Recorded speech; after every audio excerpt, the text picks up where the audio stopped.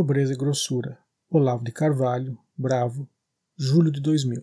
Neste país, você não pode pedir emprego e muito menos dinheiro emprestado a um conhecido sem que ele instantaneamente assuma áreas paternais e comece a lhe dar conselhos, a ralhar com você, chamando-o de irresponsável, leviano e miolo mole.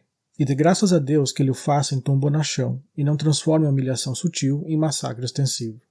Fim da cena, ele sai todo satisfeito, com a consciência do dever cumprido, e considera-se dispensado de lhe arranjar um emprego ou o dinheiro. E você? Bem, você sai duro, desempregado e culpado. Esse mesmo sujeito é capaz de, na mesma noite, oferecer um jantar tomando o máximo cuidado para que a arrumação da mesa e a distribuição dos convidados obedeçam estritamente às regras da mais fina etiqueta. Um indício seguro de barbarismo no povo é a atenção excessiva concedida aos sinais convencionais de boa educação e o desprezo ou ignorância dos princípios básicos da convivência, que constituem a essência mesma da boa educação. O bárbaro, o selvagem, pode decorar as regras e imitá-las na frente de quem ele acha que liga para elas, mas não capta o espírito delas, não percebe que são apenas uma cartilha de solicitude, de atenção, de bondade, que pode ser abandonada tão logo a gente aprendeu o verdadeiro sentido do que é ser solícito, atencioso e bom. Meu pai era um sujeito relaxado, que às vezes ia de pijama receber as visitas, mas ele chamava de senhor cada mendigo que o abordava na rua, e sem que ele me dissesse uma palavra, aprendi que o homem em dificuldades necessitava de mais demonstrações de respeito do que as pessoas em situação normal. Quanto mais respeitoso, mais cuidadoso, mais escrupuloso, cada um não deveria ser então, com um amigo que, vencendo a natural resistência de mostrar inferioridade, vem lhe pedir ajuda. Esta regra elementar é sistematicamente ignorada entre as nossas classes médias e altas, principalmente por aquelas pessoas que se imaginam as mais cultas, as mais civilizadas e, valha-me Deus, as mais amigas dos pobres.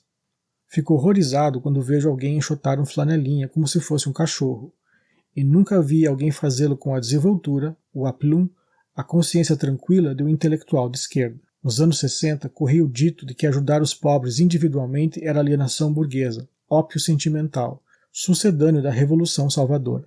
Passaram-se 40 anos, a Revolução Salvadora não veio. Onde veio, os pobres ficaram mais pobres ainda. E 2 gerações de necessitados apertaram ainda mais os cintos em homenagem à prioridade da Revolução.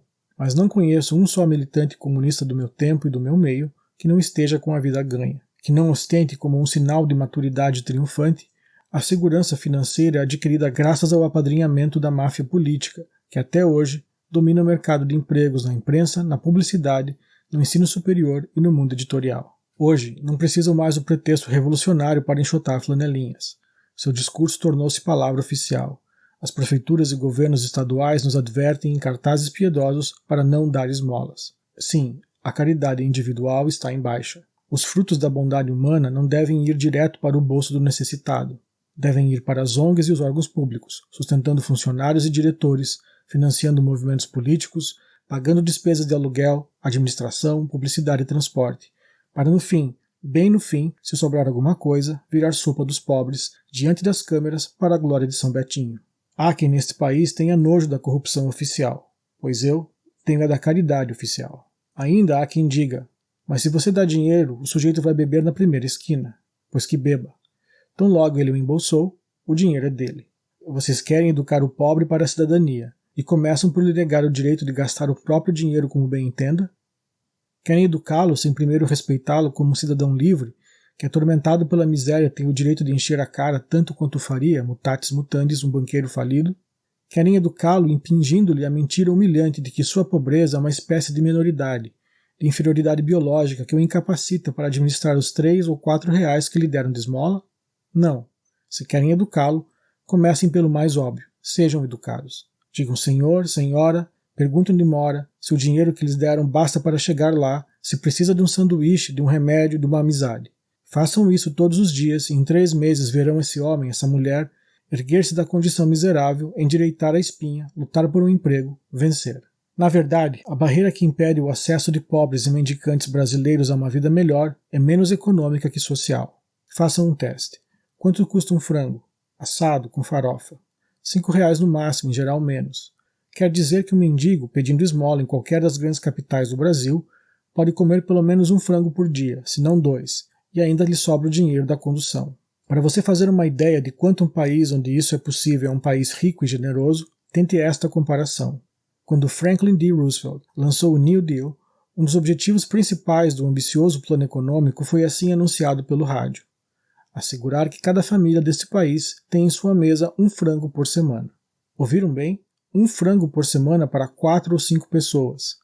Na época, pareceu um ideal quase utópico. Pois bem, estamos numa terra onde velhas desamparadas que se arrastam pelas ruas comem um frango por dia, onde os meninos de rua pedem esmola em frente ao McDonald's para completar o preço de um Big Mac com fritas de 3 em 3 horas, onde os bebês famintos exibidos pelas mães em prantos usam fraldas descartáveis, onde as casas dos bairros miseráveis têm antenas parabólicas e os catadores de lixo se comunicam com seus sócios por telefones celulares.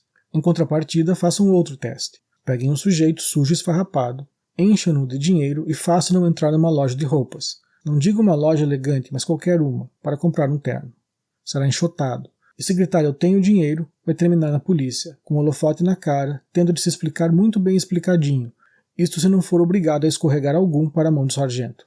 O mesmo pobre que pode comer um frango por dia tem de comê-lo na calçada, com os cães, porque não tem acesso aos lugares reservados aos seres humanos. Está certo que você, gerente do restaurante, fique constrangido de botar um sujeito estropiado e fedido no meio dos seus clientes distintos. Mas não vê que mandá-lo comer na rua é mais falta de educação ainda?